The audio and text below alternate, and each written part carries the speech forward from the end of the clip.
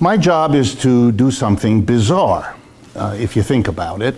I have to talk to you today about really the history of socialism, where it's been and where it's going. And I'm reminded of a certain sad poem that Dylan Thomas used to recite as he traveled across the United States. He was going from one club to another, people interested in poetry, explaining, as he put it, the death of a movement inside poetry to a group of people who hadn't known it was born. And that was difficult for him. So I'm talking to you about socialism here in the United States, where we are now emerging, rather like a hibernating bear, from 50 years of repression in which socialism was neither taught, nor discussed, nor analyzed, nor appreciated, nor dealt with as if it were really there. It was swept under the rug if you were lucky, and it was demonized if you weren't, with demonization being the major form. And let me be real personal about it.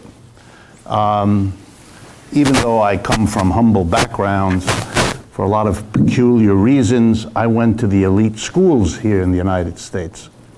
So my undergraduate time was spent at Harvard, and then I went to Stanford for my master's degree, and then I got my PhD at Yale. As you can see, I'm kind of a poster boy for elite education.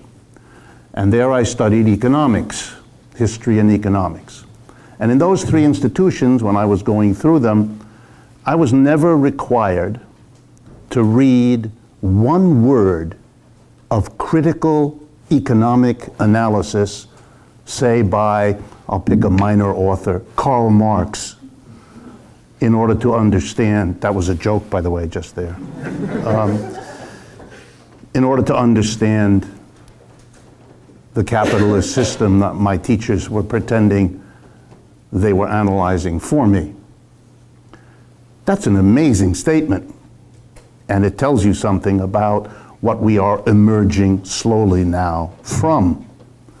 It would be a dangerous miscalculation not to understand that 50 years of that repression, and that's what we've had, 50 to 60 years of it, leaves deep scars, deep absences, deep vacuums. And as I go along in this conversation, you will probably notice them, but I don't want you to feel bad about it. It's not your fault. You live in a society that is only emerging from 50 years of taboo, and you can't possibly know what no one had the courage to teach you, because it wasn't a decision based on economics or knowledge or science or anything else. It was a decision based on fear. Professors fearful for their careers, teachers fearful for their jobs, and everybody else fearful that something bad would befall them if they pursued an interest in criticism. So we have a tradition in economics, of which I'm a part too, of studying economics while reading the articles and the books of people who celebrated it at every turn. The very words in our discipline, optimality. We study optimality. That's called the best of all possible worlds. We're optimal. We have equilibrium. Indeed, we have a lot of the things you search for in your own life, only you're probably smart enough to know you're not going to find them. Economists think they found them, which is not to their credit. It's a problem. The metaphor I would use is the following. Suppose you had a family that lived up the street and you wanted to understand that family for whatever reason. And you knew there was mama and papa and two children. And you further knew that one of the children thought this was the greatest family the world had ever seen. Felt charmingly lovey and lucky about being born into it. And the other family thought, the other child thought that this family was a psychological basket case. If you wanted to understand, I know nobody here has any experience of anything like this. Just think of other families that might be like that. If you wanted to understand such a family, would you talk to one child? Or would you think it was appropriate for you to talk to the child who loved the family, the child who was critical of the family, and then draw your conclusions based on the conversations you'd had? If you want to understand capitalism, friends, it's like understanding the family up the street. You can talk to the people who love it and celebrate it. Do that. That won't be hard because 99.9% of the textbooks written are written by people who love it. But you need also to talk to the folks who are critical of it. Otherwise, you won't understand anything. Serious problem, and as I say, we're only emerging. So keep it in your mind as I go through what I have to say to you. First, let me make the case that socialism is returning very quickly.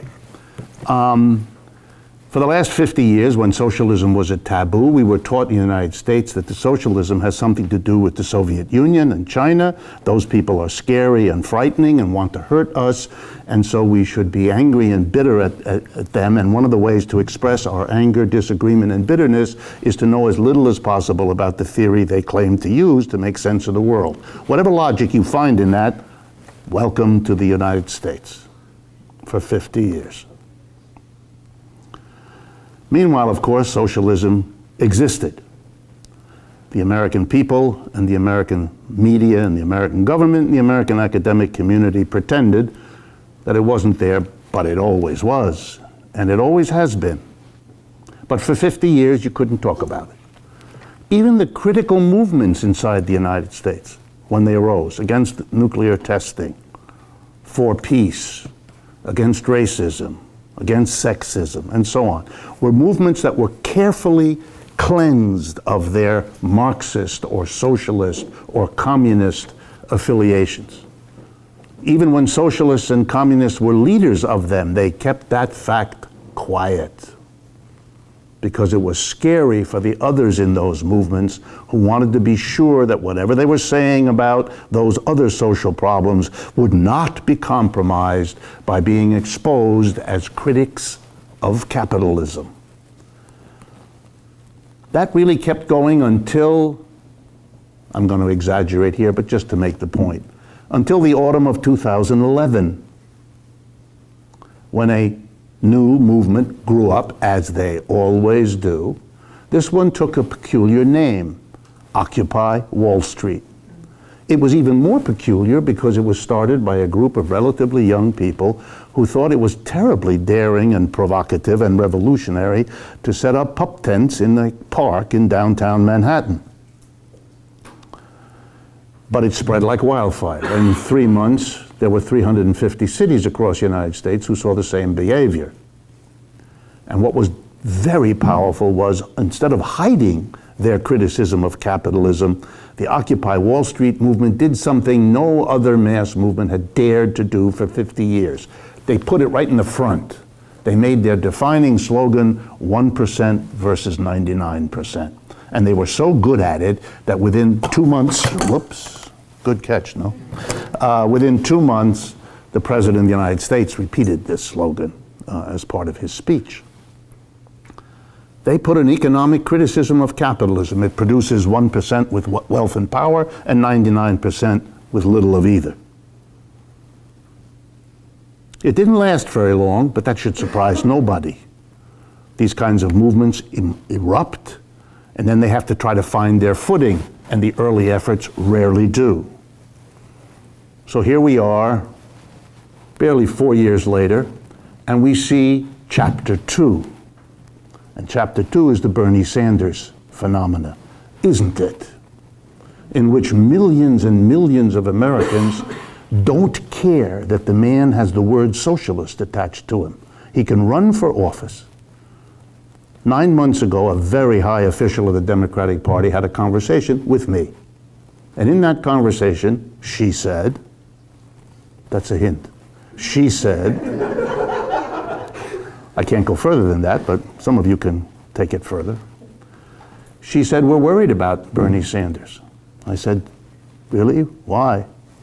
Well, we figure he's going to get 1 to 3% of the vote in the primaries.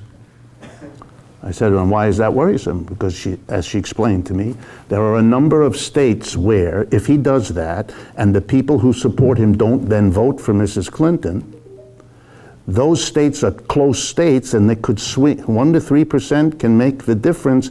And the notion that Mr. Sanders would not be limited to 1 to 3% of the vote, that he wouldn't be a fringe candidate, a position candidate, a protest candidate, but would be a serious threat, never dawned on them. So deeply in touch is the Democratic Party with the sentiment of the American people that they had no clue. So socialism is coming back.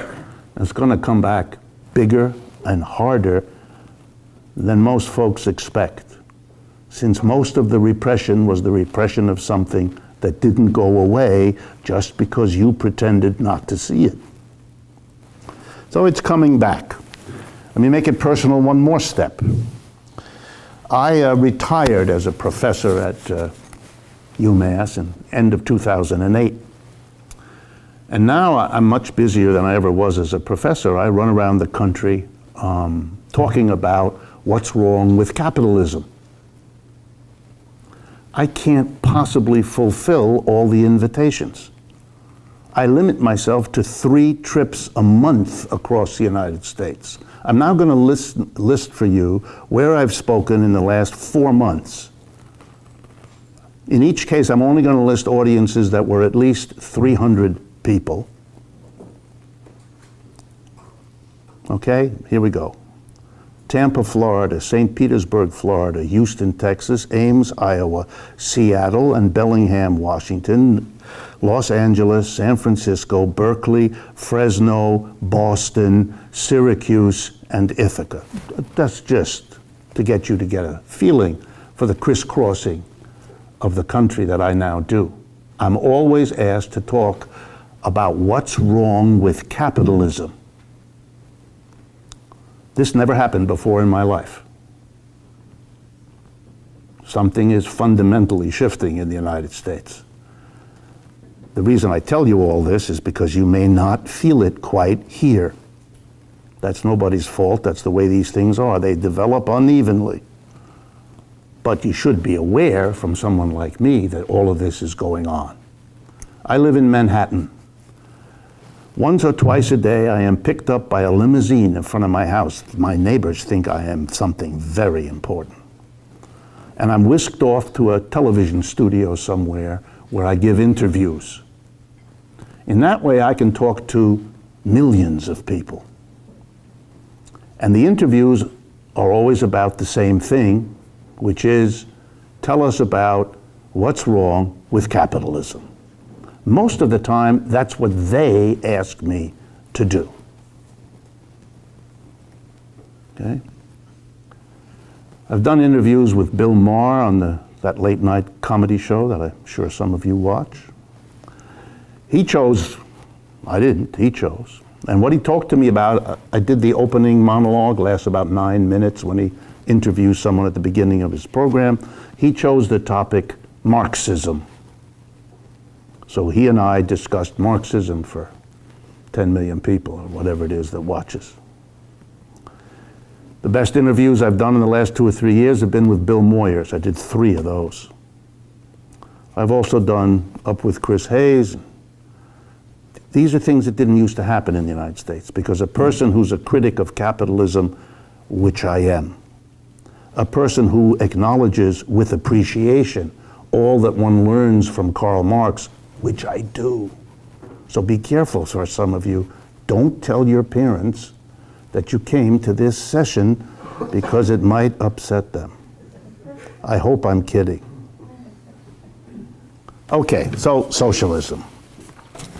What happened to it when it went into hibernation here in the United States? Well, it didn't go into hibernation elsewhere in the world. It's alive and kicking. There is no country on the face of the earth where there aren't socialist organizations, socialist political parties, socialist trade unions, socialist university departments, you name it. The movement spread spectacularly quickly. And the single most important theoretical structure of ideas within global socialism has been Marxism, the ideas that come from Karl Marx, which are as seminal to that critical way of thinking about capitalism as the ideas of Adam Smith, David Ricardo, Marshall, Keynes were to people who loved capitalism. And that tradition has deepened. If you have a movement like that across the globe, and let's remember, Karl Marx only died 150 years ago. That's not a long time historically. But in that time, since he died, in the end of the 19th century, his ideas have spread everywhere, into every culture on this earth. Therefore, the thoughts about Marxism, the interpretations of Marxism, the very definitions of socialism are very diverse. Socialism is a big, broad, diverse tradition of thought that's critical of capitalism, that has, if it has any motto, the motto, we can do better than capitalism.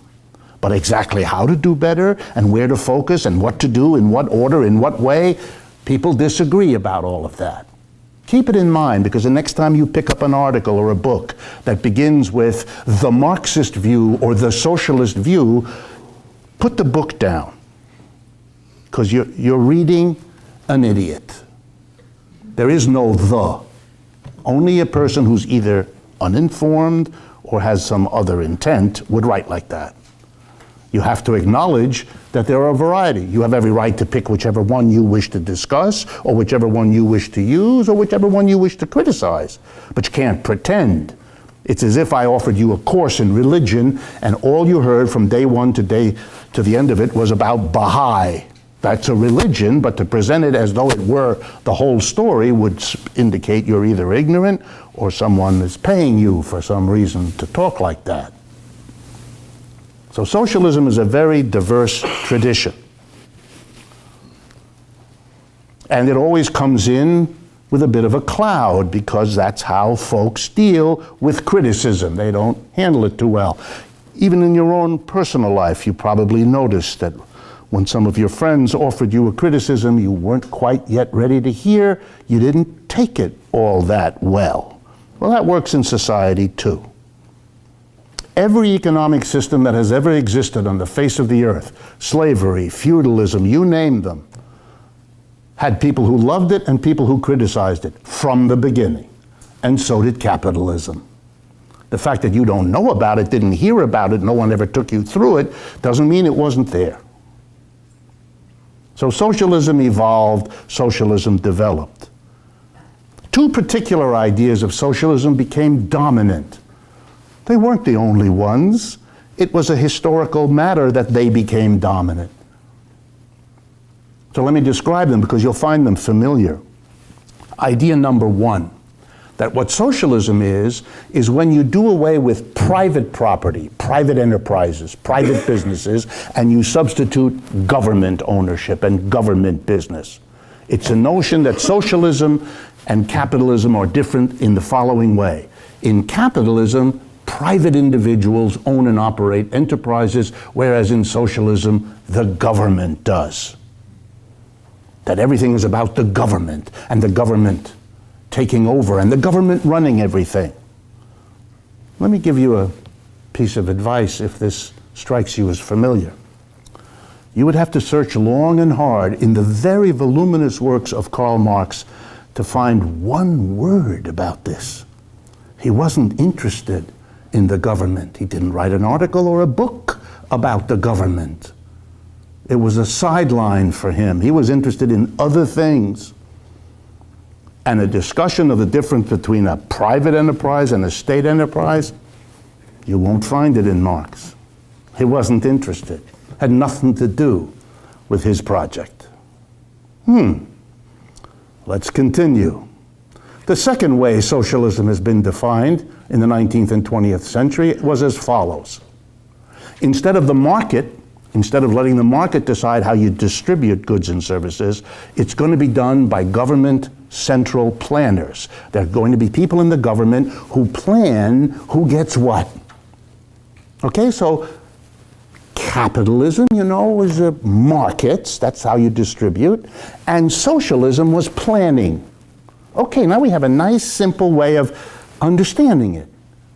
Capitalism is private enterprise and markets, and socialism is government enterprise and government planning. And you could say that the Soviet Union and China tried in their way to get that project going by making those changes. Making revolutions. 1917 in Russia, 1949 in China, moving private enterprise into the government's hands, and substituting planning for markets. That indeed was the dominant interpretation of what was at stake here. Now let me tell you a little bit about that. It didn't work out quite the way the people who made the revolutions had hoped for. Didn't. Does that mean it's all a failure? Of course not. I assume there's some of you who might want to think that, but your smarter brain knows better. What was successful about the Soviet Union and China? Well, one of their major goals was to stop being the two, or among the two poorest countries on the face of the earth, which Russia was in 1917 and China surely was in 1949. You read anything about Russia before 1917 and you will read an unbelievably poor, illiterate, underdeveloped country, and the same is true of China. In the years after the revolution, two things happened in those two countries. They experienced a more rapid economic development and growth than any capitalist country had ever done before. It's over in Russia, it's not over in China. For those of you who keep track, in the last 20 years, the United Nations records which country grows fastest in the world. And for the last 25 years, number one on the list of all countries is the People's Republic of China. So if you wanted to make a socialist revolution to get rapid economic growth, then the Russian and Chinese way is clearly the way to go. So for those of you who need to be critical of those societies, be careful how you criticize, or else you're going to get yourself in a mess of trouble. Did they create the socialist world that was the inspiration of their leaders? No. One of the things they discovered is if you give the government the amount of power necessary to get that kind of rate of growth, and if you give the government the power necessary to substitute its own planning for the market, you're going to have a government who has so much power that you're going to have a new kind of problem, which is how that power is used everywhere else in society. And in both those societies, that didn't work out real well. So guess what? Socialists had to face something. That the definition of socialism as government enterprise and planning, as opposed to capitalism, private enterprise, and markets, wasn't adequate. And so socialists became critical of the way socialism had been interpreted. And like people who become critical of something often do, they said, gee, let's go back to the original ideas, the founding ideas, and see whether maybe along the way they were interpreted in a manner which, in retrospect, seeing what happened, we might want to change, we might want to question. Which Marxists and socialists and communists have been doing for about 25 years. And part of what I'm doing is giving you a report on where it all came out, and what's happening now, and where it's going. But before I do, let me make sure we all are on the same page. Am I saying that the experiments in building socialism undertaken in the Soviet Union, China, Eastern Europe, Vietnam, Cuba, and so on, are now being set aside in favor of an alternative, that these were experiments that taught some lessons about what you should do and some lessons about what you shouldn't do? Yeah, that's exactly what I'm saying. And that now new directions are taken. Yes, I'm saying that. And lest you think this is some sort of remarkable or questionable criticism, let me remind you, capitalism didn't come into the world all in one moment of perfection. There were lots of efforts to set up what we call capitalist economic systems at various points in human history. And you know what? They had an experience exactly like the Soviet Union and China. They tried something. It worked in some ways, not in others. People were critical, gave up that way of doing it, and tried. It took many efforts before capitalism became the dominant system in the world that we see today. There were trials and errors, experiments that worked, experiments that didn't, lessons that were learned, and eventually the conditions were in place for there to be capitalism on a global scale.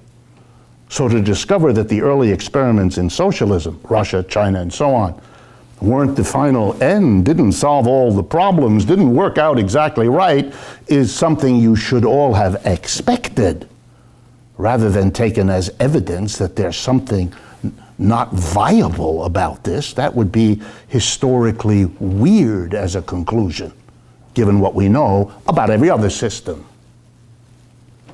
Well then, what have the criticisms among socialists, and Marxists, and communists about what happened in the Soviet Union and China? Where have they gone to? What lessons have they drawn from it? And again, we can go into this in conversation later, I hope, but let me give you the summary report. The criticism is this, that the interpretations of Marx's critique of capitalism that focused on having the state come in and take over ownership and operation of enterprises, having planning substitute for markets, that was way too, and now I'm going to use an economics term, don't get upset, way too macroeconomic. We're too focused on the big issues. Who owns stuff? Who shapes distribution? It didn't pay attention to the micro level. It didn't pay attention particularly to what goes on inside the enterprise. It acted as if that really didn't matter very much. So long as the government took over and ran the enterprise, and so long as government planners distributed, we'd get socialism. That what was the obstacle to socialism was the private nature of property and the market as an institution. By the way, this old idea, which socialists are now rejecting, has not been rejected, by the way, by the New York Times, for example. For the New York Times, capitalism is free markets and free enterprise, and socialism, communism is government markets and planning. They live in a definition that the people they use it for have rejected for 20 years. That's what happens if you have a repression of a discourse in a society the way we have had. They're really behind the times. Why? Because where socialists are going now is saying, wait a minute, what did Karl Marx focus on if he didn't focus on planning? There is no argument in Marx about planning. No sustained argument ever. There's no sustained argument about public versus private enterprise either. Wow, so the things that were picked up by Marxists and socialists are not things that Marx himself focused on. What did old Marx focus on, and might it give us a clue about another way to interpret socialism? The answer is, yeah, he focused someplace else, and yeah, it gives us a clue, and I'm going to tell you what it is. What Marx focuses on is the process of production, what goes on inside the enterprise, where you work. 9 to 5, 5 days a week. When you go to work, what goes on there? How do people interact there? That's what he was interested in. That's what the 3 volumes of Capital, which is what his great achievement, well, I mean, he wrote a lot of other things too, but that was his great achievement. That's what he was interested in. How does production work? And he was very critical of the capitalist way of producing, and he was clearly in favor of an alternative. Wow. That means that socialism is now going back to Marx, finding in him this discussion of the enterprise, and redefining what socialism is, And I think it's worth your attention because it's going to be what socialism is for the rest of your lives. It's the socialism of the 21st century, which is different from the socialism of the 19th and 20th centuries. Here we go. The critique of Marx can best be shown, please folks, don't get worried. I am now going to do economic arithmetic. This is always a dangerous moment because there are certain folks who have been trained in a certain way, nobody's fault. If you start writing arithmetic on the board, their eyes glaze over, their brains go on vacation, and they get frightened. Don't. This is really very simple. Okay. In Marx's way of thinking, capitalism is easily represented in the following way of understanding what the process of production is. And because Marx is interested in human beings, and Marx is interested in how people relate to one another, because that's what he's concerned with, he's going to analyze what happens in production in terms of labor, of this activity people give themselves to when they go to work, and how they relate to one another as they go about transforming nature into chairs and software programs and haircuts and everything else. Okay? So we're going to start this way. Every act of production makes use of some kinds of tools, equipment, raw material, whatever. For example, let's use a chair as an example. If you're going to make a chair, you need some wood and some glue and maybe some nails and a hammer, and you get the idea. And all of those things that are used in production were made by human beings, labor, that's now available for us to use to make more things. Somebody did work a while ago to make the hammer, which I'm going to now use to make the chair. Somebody a while ago put together whatever needed to make the glue that I use and to cut the trees into the lumber that I use. And so we're going to use a simple EL, embodied labor. Every production makes use of embodied labor. Labor that's embodied in some product that was done earlier that's now an input to what we're doing now. Basically simple idea. Here comes another simple idea. With this embodied labor, labor embodied in all the tools, equipment, and raw material, production involves the addition of living labor, the worker.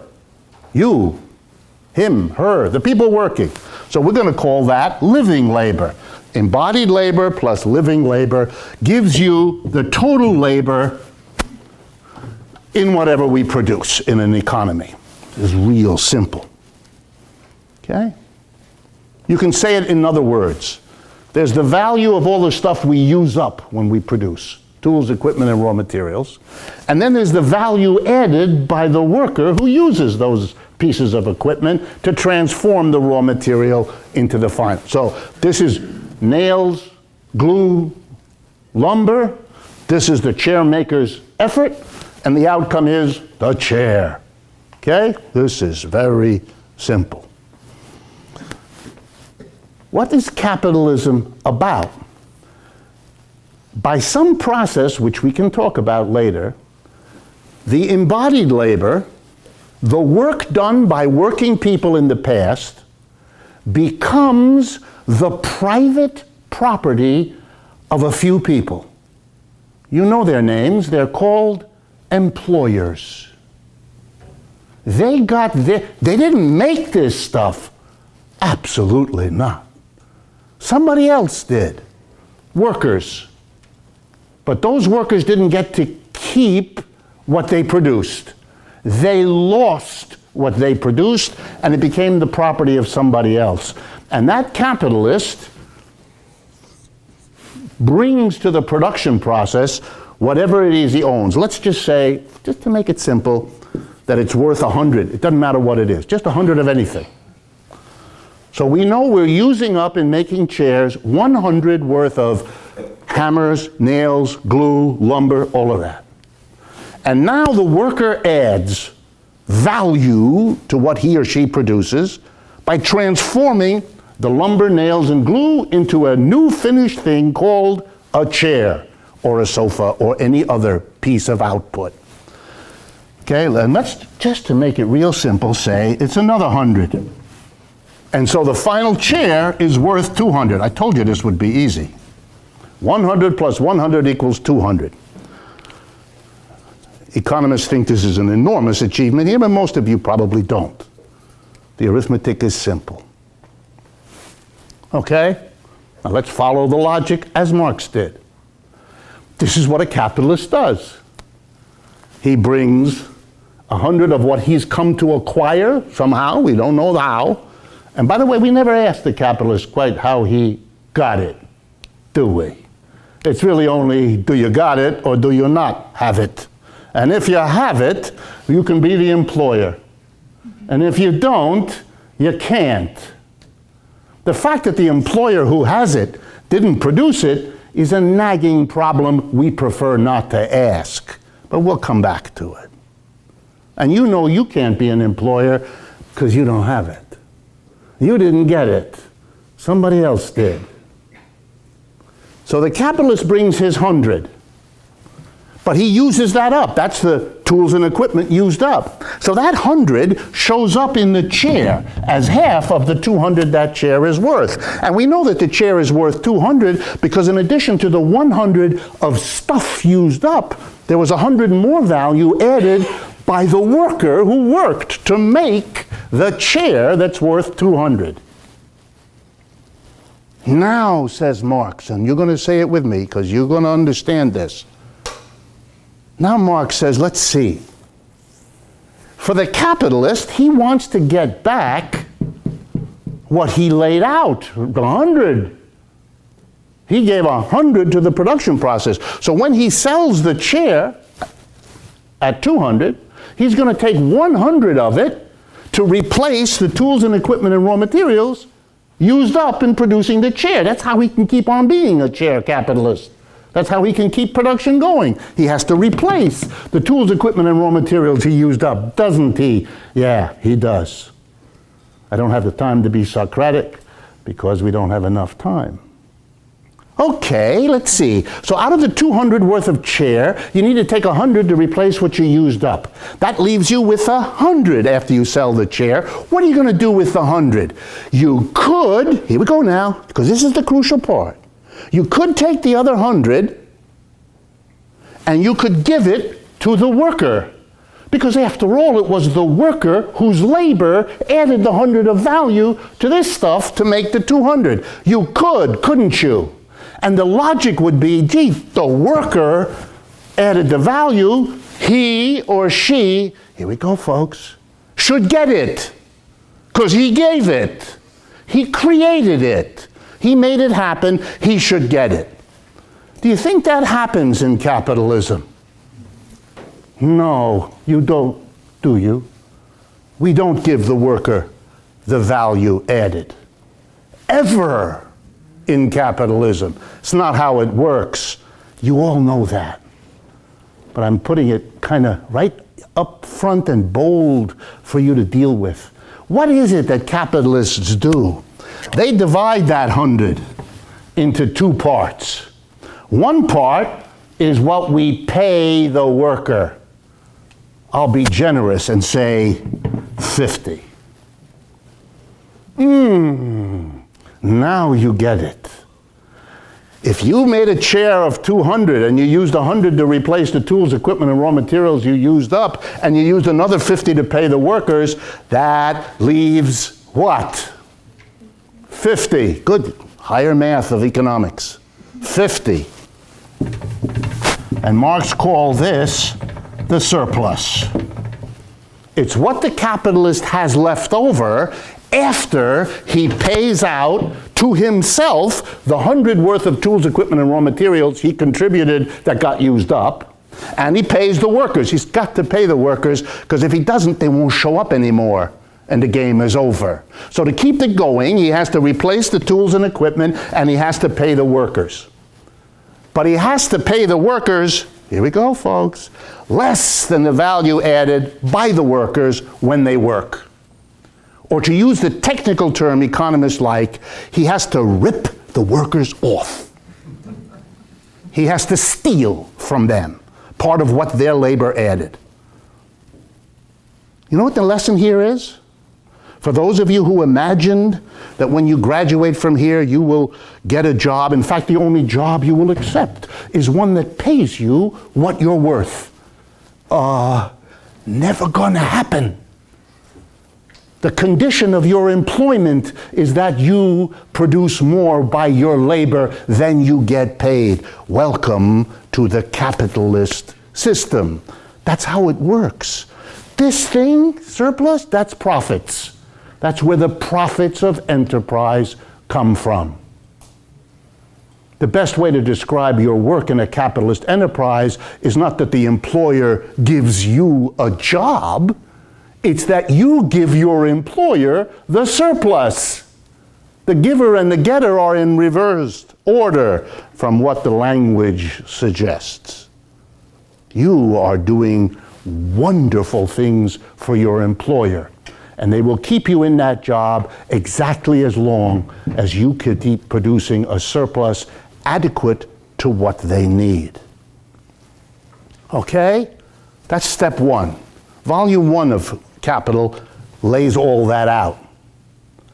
And for those of you who have never seen this before, no one has ever done this with you before, this simple took me 5 minutes.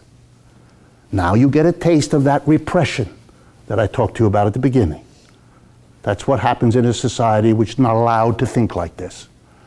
So for some of you, maybe it's the first time. Let's continue. What does the capitalist do with the surplus? A lot of things. And they're very interesting and they shape the economy.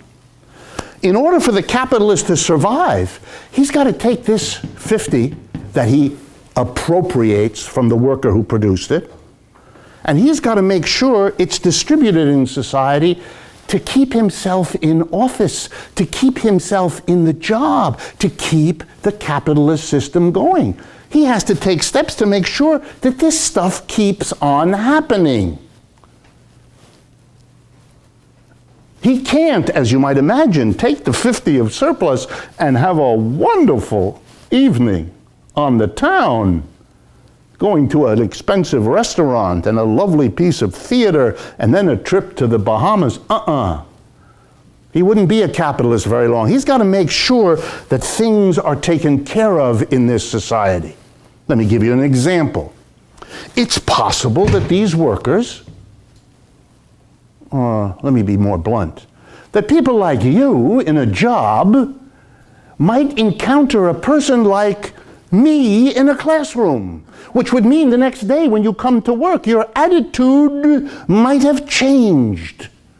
You would be beginning to understand that at the end of the day of a job that you've had, when you had that funny feeling and spoke to a person right next to you on the way out of the building, you feel vaguely, I don't know, ripped off.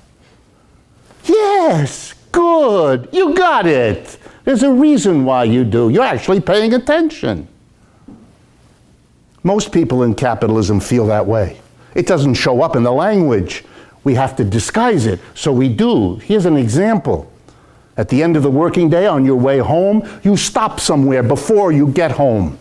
And you stop in a place where you can sit down and have a drink. And the name of this experience in our culture is called happy hour, to help you understand what the previous hours aren't.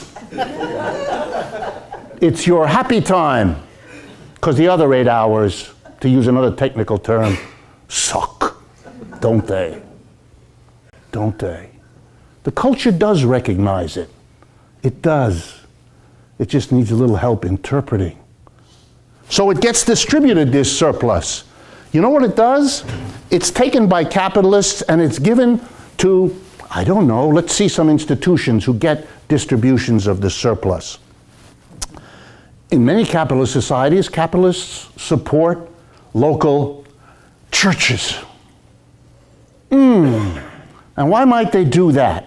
Because in the church something is taught that says none of what I've just described is going on. Or maybe they fund a university.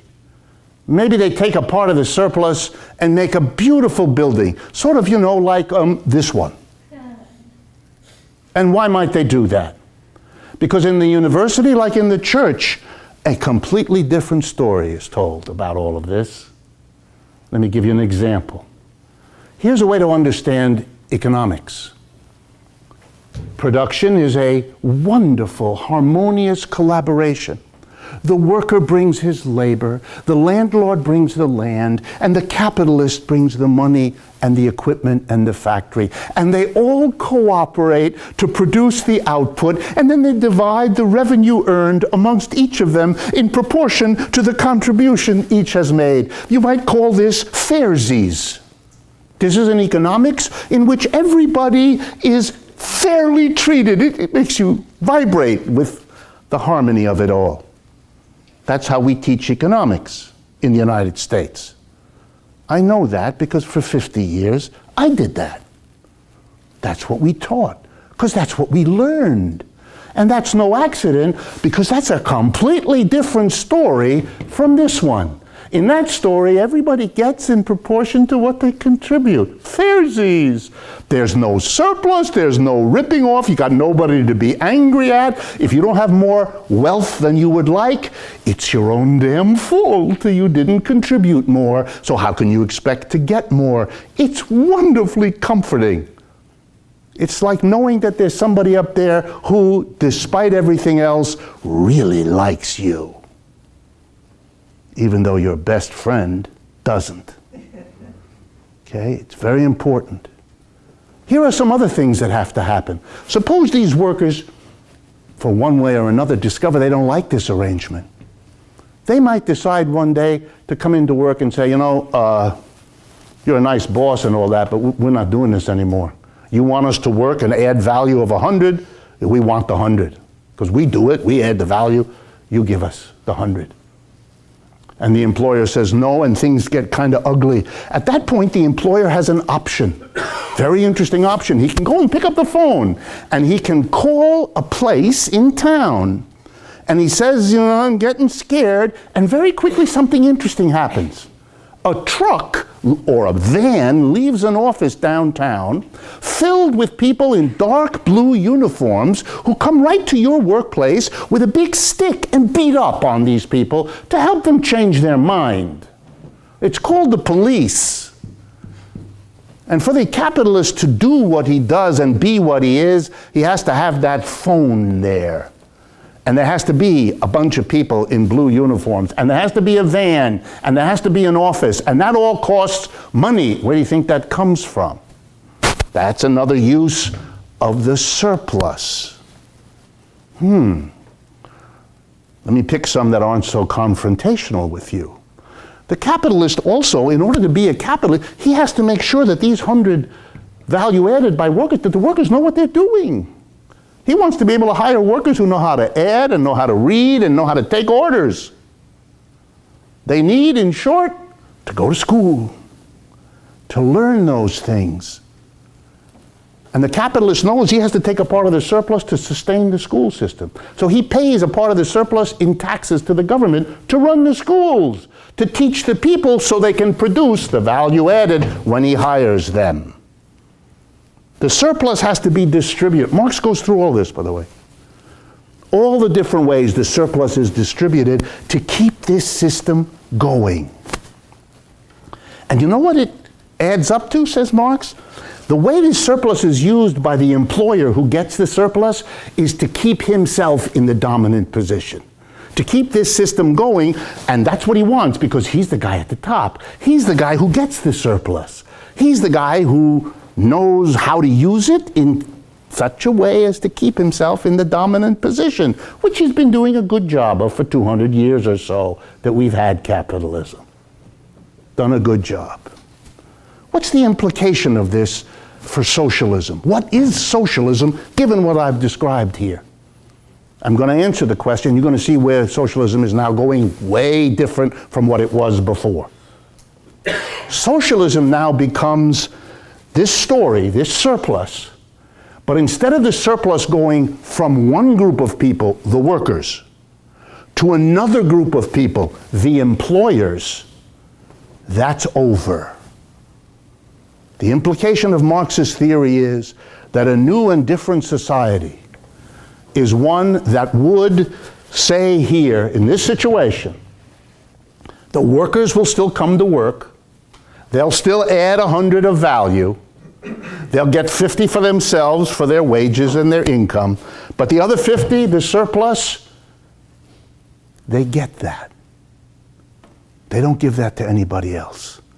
They take it and collectively, democratically decide what to do with the surplus they themselves produced. That's what socialism is about. That's the end of capitalism. No more capitalists. The workers who produce the surplus, as individual effort outputters, you might say, then collectively and democratically decide what to do with the surplus they have produced. They become, to use a language that as an American you might find easier, they become their own boss, don't they? In the only way that's actually available to them, to become their own boss in a collective way. What is the simple American phrase that captures this? Worker co-op. It's very old. You don't even need Marxism either. All that Marxism does is provide us with the logic and a roadmap back to capture what it was that made people all through history decide that working cooperatively, producing a worker co-op, is an attractive way to organize work, is an attractive institution to pursue. That's why you have examples of it thousands of years ago, hundreds of years ago, and right now. But it's going to take off now because it isn't an idiosyncratic, odd, leftover from an earlier period. It is a new direction. So let me conclude with spelling out for you what I've just told you. Socialism, having changed dramatically, is basically saying that what went wrong in the Soviet Union and China was that they never transformed the workplaces. They never created democratic decisions. What they did is substitute private owners of businesses and put in government officials. For the average worker, it didn't mean all that much. They didn't have the workers make the decisions collectively what to do with the surplus they produced. They didn't do that. They substituted planning for markets, they substituted public for private ownership, but they didn't change the micro-level organization. Another way to say it, the co-op represents, like the critique of capitalism here represents, an appeal for the democratization of enterprises, to bring democracy to the workplace. Now, think with me in the final 5 minutes that I take. Think with me what I am saying. You live in a society that makes a fetish out of claiming that it is a democracy. If democracy means anything, it means that if you're affected by a decision, you have the right to participate in making it. That's why we vote for the mayor, because the mayor of our town makes the decisions that affect us. We have to have influence. Okay, if you believe in democracy, then the first place it should have been instituted is at the workplace. Why? Because that's where you spend most of your adult life. 5 out of 7 days, when you're an adult, you're at work. And for many of the other hours, you're either recuperating from happy hour or getting ready for work. If you believe in democracy, then the workplace would have been the first place you would have instituted it. But you live in a society, the United States of America, which has never had democracy in the workplace. You go to work in a corporation today, there's a group of people, the board of directors, 15. They make all the decisions. What you produce, how you produce, where you produce, and what gets done with the profits you help to produce. You know what your influence is on those decisions? Zilch, nothing. There is no democracy in the workplace. You live in a country that is fighting wars halfway around the world to bring to those countries a democracy we don't have. You wonder why they're critical of us. Are you kidding? You must be kidding. Democratize the enterprise. That means a worker co-op, a democratic way to decide what is done with the surplus that everybody helps to produce. Would it make a difference? Oh boy, would it make a difference. Let's give some examples. to end. Suppose over the last 40 years, when this country has been torn apart, as we're seeing in the presidential race and everything else in this country right now, over the last 40 years, this country has been torn apart by, among other things, the exodus of large numbers of companies that left the United States, continue to leave the United States, because they can hire people for much less money over there, particularly in Asia, but not just there. Detroit went from a city in 1970 of 2 million people, the showcase of capitalism in America, to a disaster today. The population of Detroit today is 700,000 people. The majority of people driven out of their homes, their jobs, their churches, and their schools. It's a collapsed city. You should, if you've not visited it, visit Detroit. Nothing I say will teach you as well as 2 hours driving through it. Now, suppose a decision where you locate production was not made by a board of directors looking to make more money, but by a democratic decision of all the workers working there. You think they would have canceled out their jobs? You think they would have moved the factory, destroyed their community? Never happened. The history of this country would have been radically different. Here's another example.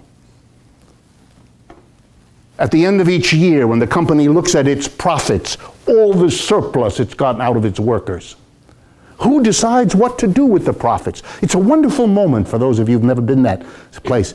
Imagine yourself for a moment in the Christmas party at the end of the year. Your three-quarters drunk CEO gets up on a wobbly table and makes in slurred speech, "Thank you, all of you, for having worked so hard to make this a successful year," and then he falls off the chair. Okay? The next morning, that drunk CEO will get together with his other CEOs, or whatever O's they are, and they will decide what to do with the profits. He will have thanked you for producing it, but participate in the decisions? Oh no. And if that decision means closing the factory, you lose your job? Tough. If it means using a new technology that pollutes the air that your children breathe? Tough. You don't participate. You are excluded. And you know, this kind of comes as a surprise to many of you. Over the last 40 years, as these companies have made really big profits off of your labor, and they sit around the board of directors and the major shareholders, by the way, 20, 30 people usually, and they decide what to do with it, here comes a shock. They've decided to distribute a large part of it to themselves. What a shocker. In very high wages and dividends which go to the shareholders, which is what they are. That's why we have a growing inequality of income in this country.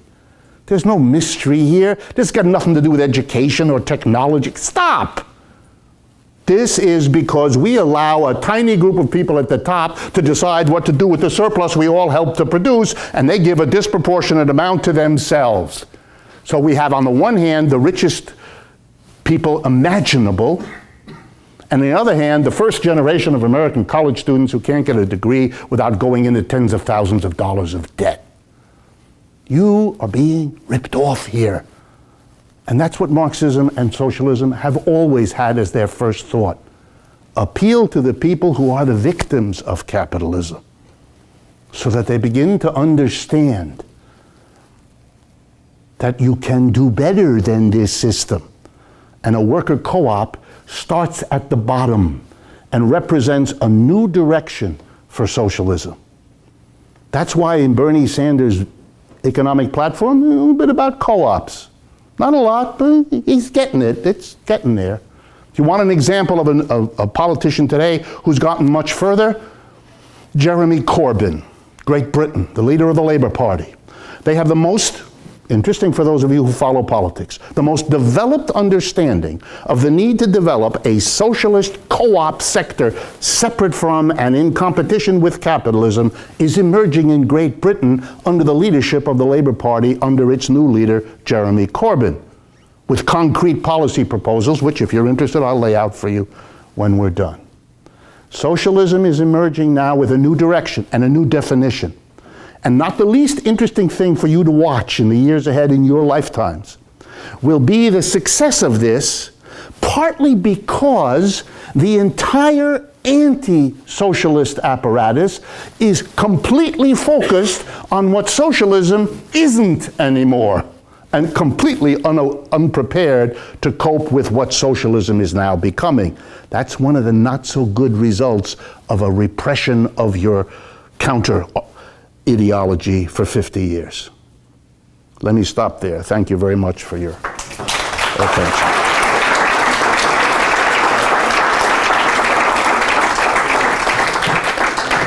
Anybody who has comments, questions, don't hesitate.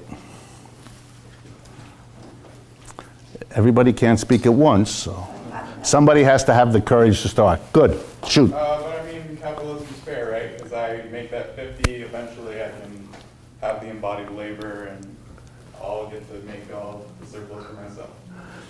Well, let me ask you a question. Have you seen a huge upsurge over history of working people who have become capitalists? Do you see a lot of that around you? No. And why might that be? Look at this story I told you. Remember I began at the beginning, I said to you carefully, we're not going to ask how it came to be that the work done in the past to produce the glue and the hammer and the lumber ended up being the property of a particular person. But now you do know, don't you? Because this surplus is how that happens. Surplus is part of the output that people produce that they don't get back. It goes into the hands of a person who doesn't produce anything. That's how they accumulate the wealth. The joke is when a capitalist says, hey, I deserve something because I contributed this. The answer of the worker is, you thief. You took that from us. And now you want us to allow you to do it again because we were successful in doing it the first time. Hello? There's something wrong in this story. That's what this system is. It means the mass of people produce and a tiny number of people get. Let me give you one example, which ought to really settle this once and for all. The most famous institution in the world that tracks the financial and economic inequalities in the world is a British charity. It's been around a long time, called Oxfam. I'm sure many of you know about it. And you can just go Google OXFAM, and all of its reports will be available to you, easily accessible. And once a year, they do a study and of inequality in the world, and they release it usually in February. And so they did again this year. And let me give you just one of the lovely statistics that came out of it. As of the end of 2015, so it's really fresh numbers, the 62, that's, I believe, less people that are in this room right now, the 62 richest people on this earth, most of whom are American, but not all, not at all, but most are American. The 62 richest people together, according to Oxfam, have more wealth. That is, together they own more wealth than the bottom half of the population of this planet. That means 3.5 billion, with a B, billion people. I rest my case. Case is over. We have a system, capitalism, been around for 300 years, came in from the French Revolution where it promised liberty, equality, and fraternité, brotherhood. And what do we got? We got something for which the model is the ancient pharaohs of Egypt. What? Let me remind you, the bottom half, 3.5 billion people, those are the people who die long before they need to, who don't get the medical care that we know how to deliver to them, who live in housing that's unspeakable, with unsanitary water, whose children die in crazy numbers before they reach the first year of their age. And we have a system in which 62 people have more wealth than what could ameliorate the living conditions of 3.5 billion people. Which of you has an ethical, moral, or religious commitment to values of such a system? You preserve capitalism? Why? It rips you off.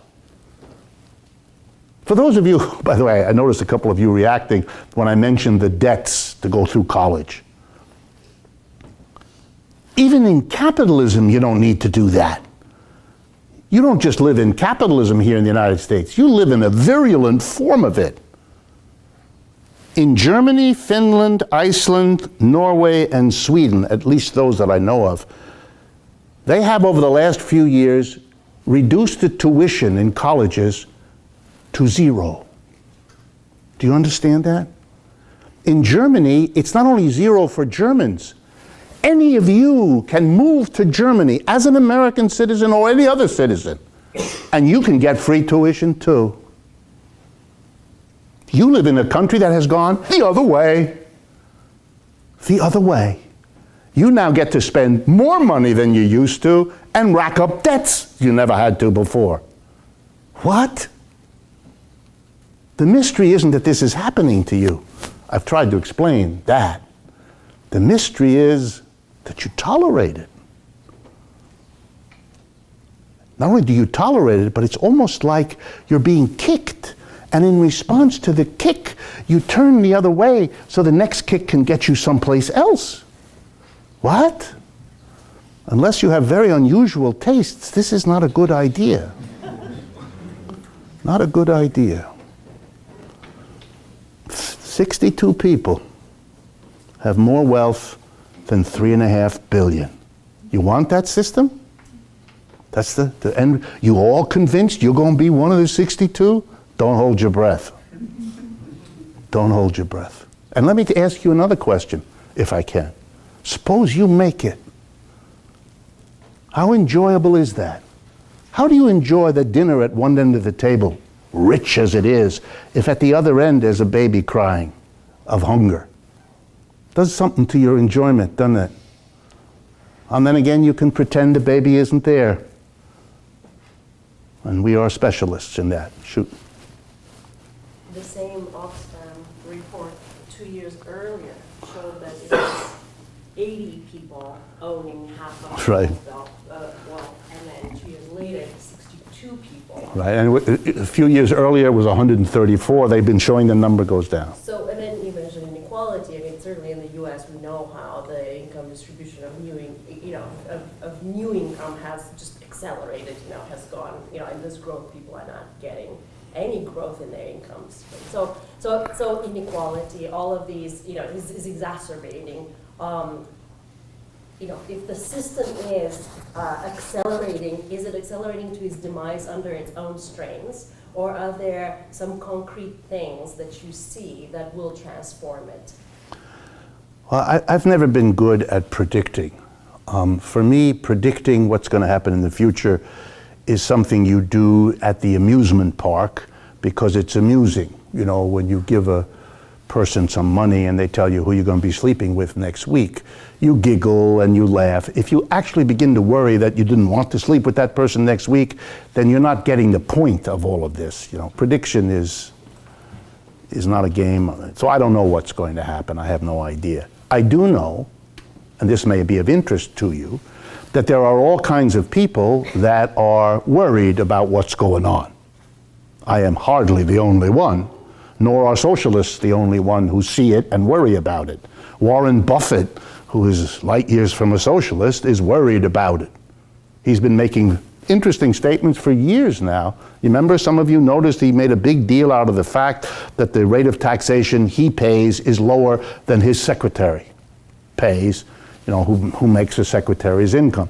And he's very worried. And there are all kinds of statements being made by all kinds of people at the tippity top of this society who are very worried that this is a society, that this is an economic system, capitalism, that is killing the goose that laid its golden eggs.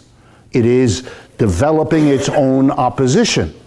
Come on, folks, you're watching it. That's what Mr. Trump represents in his way and Mr. Sanders in his way. And they're doing really well.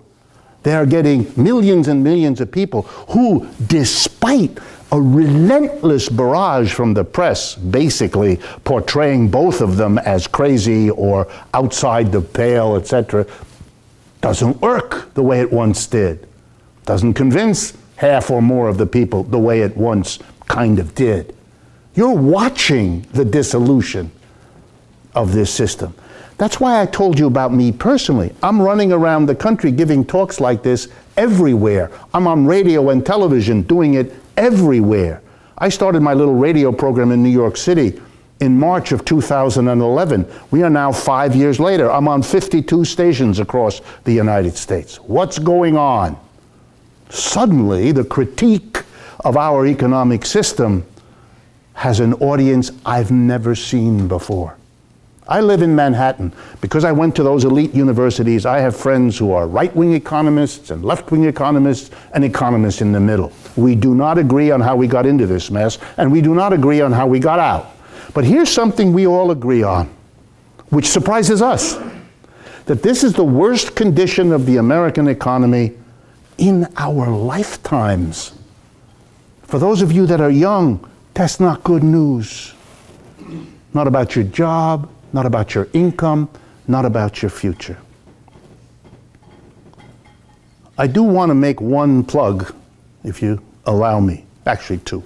One, if you're interested in the Marxian theory, if you would like to acquaint yourself with this, one of the books I wrote with a good colleague of mine that Tom, I believe, also studied with, Steve Resnick, was recently published, which also is a sign of change in the United States. I've published a bunch of books in economics.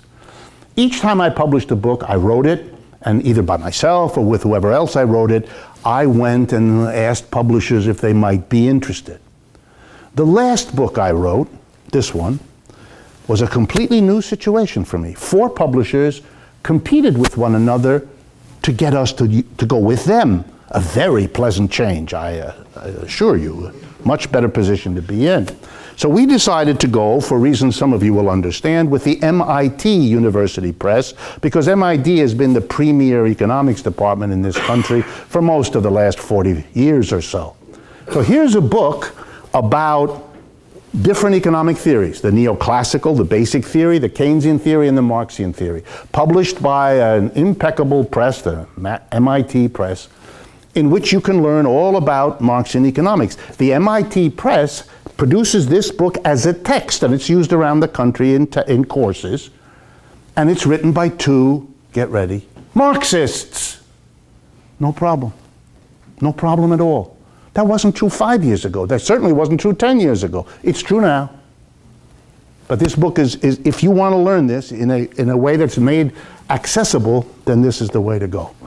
If you are interested in worker co-ops in terms of their political meaning now is in a capitalism that's in trouble, then I invite you to go very simple to a website, democracyatwork.info, and everything you want to know is there, and everything we do is there. I have little flyers here that have the address on them. You're more than welcome to take one when we're over tonight. But this is a movement that's already well underway in this country. There was another person. Yeah? Do you have a particular model for the kind of governance structure of these co-ops? Sure. Equal voting share or something more? Yes, good, very good question, thank you. So first, worker co-op is not a utopian idea. It's not some lovely image of what could happen in the future. Worker co-op is an existing institution that has existed for many, many years in very many parts of the world. So do not imagine we have to start from scratch, or we don't have any models, or we don't have lots of accumulated experience. We have all of that. There are co-ops all over the United States. I've helped to develop them. I'm going to give you 2 or 3 examples to give you an idea of how this works. First, the most successful worker co-op in the world right now is actually in the country of Spain. It's in the northern part of Spain, if you know the Spanish culture a little bit. It's the Basque country, which is a special group of people with their own language who live in the Pyrenees Mountains on the French side and the Spanish side. On the Spanish side, not the French side, the Basque people lived in terribly poor conditions. And after World War II, after the Spanish Civil War, which was decimated that country, and then World War II, where they suffered as well, by the 1950s, this part of Spain was one of the poorest corners of the world. Very interesting. A Catholic priest, Spain is a Roman Catholic country, a Catholic priest named Father Arizmendi made a famous speech to his parishioners. He said, if we wait for a employer, a capitalist, to come in here and give us jobs, we will all die of old age before that happens. So here's what we're going to do. We're going to give ourselves a job. We're going to set up a worker co-op. So Father Arizmendi, with the semi-protection of the Roman Catholic Church, interesting historical feature, sets up a co-op with 6 workers. Now fast forward to 2016 right now. It's called the Mondragon Cooperative Corporation, based in the small city of Mondragon in the north of Spain. It has roughly 100,000 workers. It's the biggest co-op in the world. It is the 7th largest corporation in all of Spain. It is a stupefying success. It has shown that workers together as co-ops can run it, because it's actually a family of, it's a co-op corporation, but think of it almost like a holding company. It's a group of about 200 co-ops that are in manufacturing and services and all kinds of activities. But they are tied together, they share funds, they have a common bank, they have their own university called the Mondragon University, been in existence for decades, teaches an immense array of courses on how to finance a co-op, how to run a co-op, how to grow a co-op, everything you've ever wanted to know, it's all accumulated and set up as a university system. Over those 50 years, as they grew from 6 to 100,000, they had to compete with capitalist enterprises. You know, the conventional kind with a board of directors, shareholders, and all of that. And in those competitions, they won. They out-competed the capitalist enterprise. Some of you think that a co-op, somehow everybody's very nice to everybody else, and therefore it won't last. They lasted. They won. They have their own labs where they develop new products and new technologies.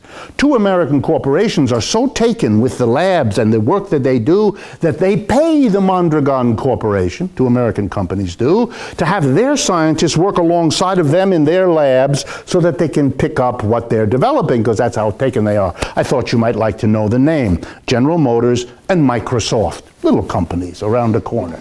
They do that. You won't hear them discuss that they fund the worker co-op. And the people who run the worker co-op in Spain, they are, get ready, socialists. Don't tell anybody. In the Bay Area, any of you here from Bay Area? In the Bay Area, there's a set of 5 bakeries called the Arizmendi Bakeries, named after, they are all co-ops. Here's a couple of things how the Mondragon Corporation works you might be interested in. The workers, get ready because this for an American is going to be very hard. The workers hire the managers. That's right, they're going to do that again. The workers hire the managers, not the other way around. At the end of the year, the workers get together, and if they think the managers did a good job, they keep their job. And if the managers didn't do a good job, they lose their job. Managers exist at the pleasure of the workers.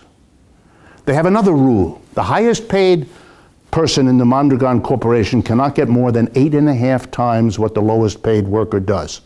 In this country, the corporate CEOs get 300 and 400 times what the lowest paid worker does. In lovely institutions like Walmart, McDonald's, Victoria's Secret, CVS Pharmacy. It's a wonderful thing if you study what the CEOs get. I do this on my radio program. The CEOs of these corporations, you know that the $15 an hour movement in this country is mostly concentrated in the retail industry and the restaurant industry. And if you take a look at what the CEOs get in those industries, they get, for example, CVS, Walmart, L Brands, which is the parent of Victoria's Secret, and so that's McDonald's. All of their executives, if you work it out for the hours, get paid a little over $9,000 an hour. So, appreciate America. People earning $9,000 an hour do not want to allow their employees to get $15 an hour. And they're determined to make that fight. Wow. Makes you want to go to church, doesn't it? It's so deeply moving. Think of the family values that these people are committed to. Wow. So there's loads of examples. And by the way, most of the worker co-ops in this country and in other parts of the world, are more than willing to share what they have learned, their mistakes, their achievements, and so there's lots of, it's all ready to go. All ready to go. Our organization is called Democracy at Work. We work, by the way, with companies across the United States that want to become worker co-ops. Let me drive that home to you, because you may not understand this. All across America, there are the following. Think of a little business started by Mr. and Mrs. Smith. And they started it 20 years ago, or 40 years ago, or 60 years ago. And they've worked all their lives to build up this business. And they now have 47 employees, or 206 employees. And they're very proud, but they've now reached age 66. And their children don't want to carry, their children are doing something else. What are they going to do? They really have three choices. Choice number one, become a joint stock company. Have an IPO and become a joint stock company. But then, you know, you're throwing yourself into the mercy of whoever buys the shares, etc. They don't want to do that. Option number two, they actually have four options. Option number two, they can close the business. They don't have anyone to give it to, so they close it. They don't want to do that. They poured their life into it, and they don't want to screw those people whom they all know they built up they don't want that. And they don't want to sell it to another company because they don't know what that company will do the day after the sale is closed. Guess what we do? We arrive on a white horse and we say, we got another option for you. Sell it to your workers. That keeps the jobs for them. It keeps the business going. It keeps the tax revenue flowing to the town in which this business is located. Here's a whole new way to solve your problem. We're doing this all the time. It's been going on in the United States for quite a while. We partner with a law firm that's been making a living doing this for 30 years. There are workers who come and they want to have a worker co-op, whether the employer wants it or not. But sometimes it's the workers, sometimes it's the employer, sometimes it's both. But the notion that this can't be done or this is something, no, that's not accurate. Let me give you another example of how we get at it. Imagine, because this happens in America every week, workers are called in from a store, an office, or a factory, and the boss is there to give a speech. And here's how the speech goes. I'm so glad you all could come, but I am afraid I have bad news. My competitors, our competitors, have moved to Shanghai or Hyderabad or Sao Paulo or wherever, and I can't compete because they're paying low wages. So I'm terribly sorry, but I'm going to have to close this factory, office, store, and you're all going to lose your jobs unless, of course, you make a whole lot of concessions. That's a fancy term for you take lower wages, you do without benefits, you work longer hours, or some combination of all of those things. And in effect, he's saying to his workers, make it worth my while to not leave or else I'm out of here. And you know what happens then? Workers do something which is painful to admit, but it's called groveling. They beg. Don't take everything from us. Leave us a little. Okay, we'll do without 10 holidays, we'll have 4. We'll pay more of our pension, we'll pay more of our medical insurance. We'll please stay another year or two, which they may. But now imagine a new union strategy, if there is a union. And I counsel unions about this. Have the meeting, sit on the other side, and say to them, when they tell you this speech, have a nice trip. Go. We don't want you. But we're telling you something. By the way, these are moments I really treasure personally. I sit at the table and I say to them, just be aware, dear sir, when you leave, the workers are going to take this building and they're going to take everything in it. And they're going to set up a worker co-op, and they're going to run around the United States telling every customer, because we know exactly who they are, we're the workers here, we're going to tell every customer, you can buy from the company that abandoned the United States and destroyed this community, or you can support the workers co-op who took over this business. And you think we're bluffing? I'm going to go tomorrow morning to talk to the mayor and the congressman and the senator and the governor, and I'm going to tell them the following speech. Let me tell you, this is fun. I sit down with them and I say, dear governor, you need to help this project. You need to provide financing so that the workers have the money with which to buy this enterprise from the departing company. And you need to give us a tax break. And you need to give us this, and this. And if you do it, we will run around the state saying, you saved these jobs, you saved this community, you turned a page against what has been happening across America. You will be very popular.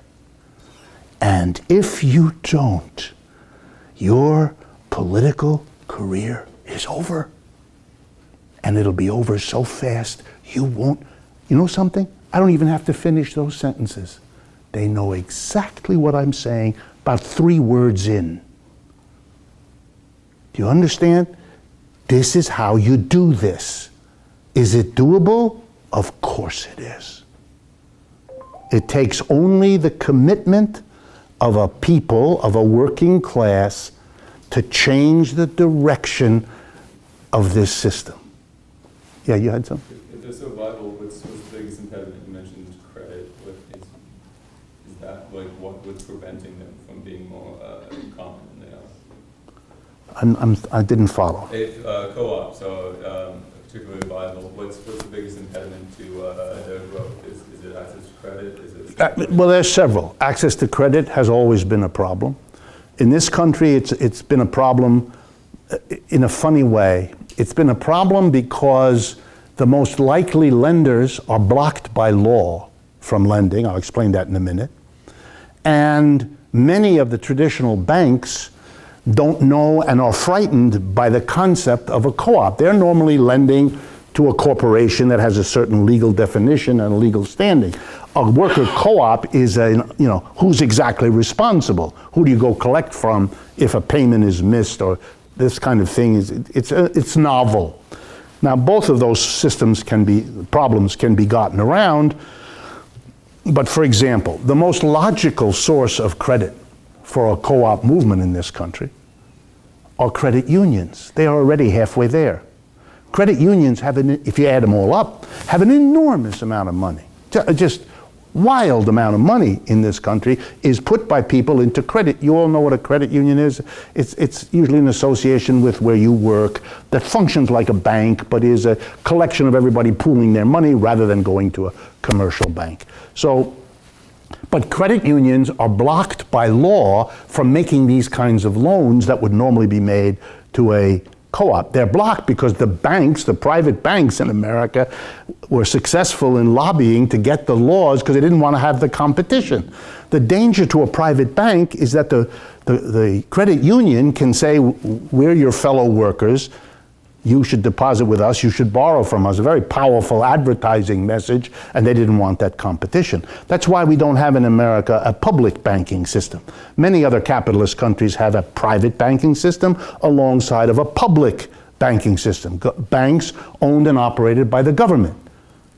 Germany has an immense public banking system, so do most European countries. Here in the United States, we have one state, North Dakota, that has a public bank. Just a footnote. How many of you know that North Dakota has a public bank? 2 or 3, okay. The Bank of North Dakota is owned and operated by the state of North Dakota. It is where the government puts all its money. It deposits all the taxes people pay, and the dog licenses you take out, and the fishing licenses, and the fines you pay the local cops, all goes into the public bank, which lends it to North Dakota businesses and North Dakota individuals. It's a public bank serving a public need. Private banks in America, the big ones, Wells Fargo, Citi, have tried to get rid of that for 100 years. It's 100 years old. It's 100 years old. Everybody supports it. The Republicans and Democrats, they disagree on everything. Not that bank. Any party that went against that bank wouldn't be in office more than another 6, maybe 7 minutes. Be over. They love it. They love it. They've kept it for 100 years. It's the only state in the country that has it. All the others, 49 others, don't. So if you changed the laws, if you made it easier to have public banks so that they could compete with the private banks, you know, the leaders of private banks always give speeches. It's one of the functions. They give speeches about the enormous, wonderful benefits of competition. Then they spend the rest of the day killing at whatever competition rears its head for them. So the next time you hear one of these speeches, remember that. Anyway, financing is a major problem.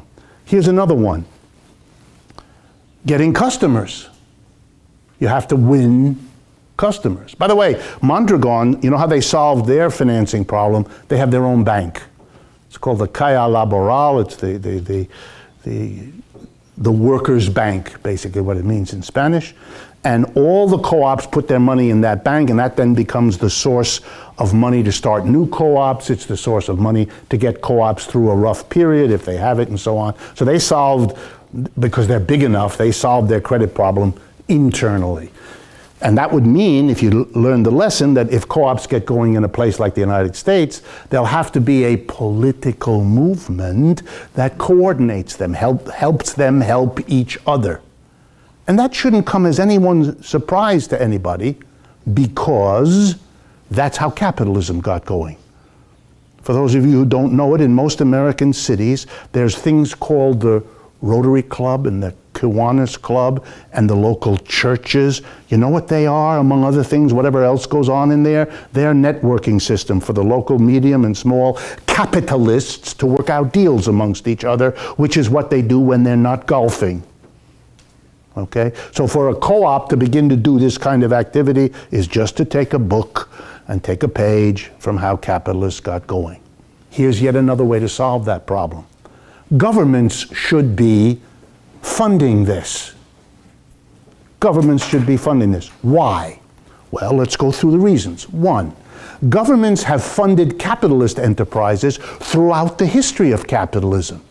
Every significant corporation in America spends real resources trying to get tax reductions for itself everywhere it can, subsidies wherever possible, roads built over here because it facilitates what they do, curriculums taught in schools that are the kind they want their future employees to have. We, the taxpayers in this country, subsidize a vast array of government subsidies and helps to capitalist enterprises. For co-ops to ask for the same thing is not to ask for anything special. It's in fact to say, there shouldn't be a policy that helps one kind of organization of enterprises and doesn't help another. And why not? Well, let's use American ideological language. This is all for freedom of choice. You should all have the following freedom of choice, which you don't have now. You should be able to go buy something and be able to choose between having that be the product of a top-down, hierarchical, undemocratic capitalist enterprise or a worker co-op the next time you buy a t-shirt. Wouldn't it be nice to read on the back, on the label, not necessarily just the country in which it was produced, a matter in which you probably don't have that much interest, but you might like to know this is the product of a capitalist, undemocratic enterprise, or this is the product of a worker co-op. You don't have that choice now. You have the choice whether to buy fair-traded coffee, right? Some of you do. You go to a coffee place where you buy fair-traded coffee, you pay maybe a few pennies more per pound because you want to believe that the peasant who made that coffee wasn't ripped off as badly as they usually are. But here's a chance to have a real freedom of choice to support the enterprise you believe in. And here's another freedom of choice. You ought to be able, when you finish high school or college, to choose whether you want to spend your working hours, 5 out of 7 days, in a democratic workplace or not. Right now, your choice is or not. You have any kind of or not you want, but you don't have the option of working in a democratic workplace. The government ought to create a worker co-op sector so that you have that choice. Choice of where you buy and choice of where you work. To give you that freedom of choice, they'd have to develop the sector. Now that allows me to tell you, just gotta watch the time, it allows me to tell, how much time do we need to get to the train station? 20 minutes? 30 if you don't want to rush. Okay, So let me wrap up by doing what I promised earlier, because it's relevant here, to tell you a little bit about Jeremy Corbyn in the Labour Party in England. They have an official commitment. You might find this interesting. If they get to power, if Mr. Corbyn gets to power, and he just got a wonderful boost this last couple of weeks when it was revealed that the Panama Papers, I hope some of you read about that law firm that creates phony companies in Panama to hide assets. Well, it turned out that David Cameron's family, he's the Prime Minister in England, they made use of that firm and they made use of the phony companies and they hid money and he personally benefited. Embarrassing. He said he would take great steps to do it. These did not include doing anything about the British Virgin Islands, the Bahamas, and the Bermuda, who does exactly what Panama does, but detail. Mr. Corbyn now looks better for the next election than he did before this was revealed. Here's their position. Any enterprise can start in England the way it wants to, the way they always have. People get together, they have some money, or they find some money, they start an enterprise, they can do whatever, fine. But if they ever get to the following position, A, they want to go public, have an initial public offering, become a stock company, or they want to sell to another company, something a lot of companies start, they're small, they want to become successful, so another big company buys them out. Here's the law that the Labour Party is committed to. Before a company can go public, and before it can sell itself to another, it has to give what's called the right of first refusal to its own workers, to convert the business into a worker co-op, and the British government will facilitate and finance the transaction. In order, said John MacDonald, it's called the shadow government in England, it's the unofficial Labour Party equivalent of the government, he explained, in order to create a worker co-op sector. That is the most advanced policy proposal yet developed by a major political force. The Labour Party is the second party, basically, in Great Britain. So this is a very important thing. That's the commitment that they have already made. It's quite a bit further than Mr. Sanders has so far at least gone, even though he also talks about worker co-ops. But you do see it's beginning to emerge, and it's emerging on the left, and that's why I gave you that history of where it's coming from. For better or worse, let me conclude with this. For better or worse, we are living, you and I, during a period in which capitalism is, again, I'll use a technical term, very deep doo-doo, see, and in trouble. And you will hear endless statements about why that isn't the case, why everything is fine, and that is always when these things happen. There are the people who insist everything, they're insisting even as you cart them away in the disaster, they don't see it. But most Americans now see it, which is why they are acting the way they are. And there is a demand and a hunger for new directions, all the details of which no one ever knows in advance. But this socialism is returning, it's returning big, and it's returning fast, and it's returning in an unrecognizable new set of directions. And that is what I hope you take away from what we did this afternoon. Anyway, thank you again very much.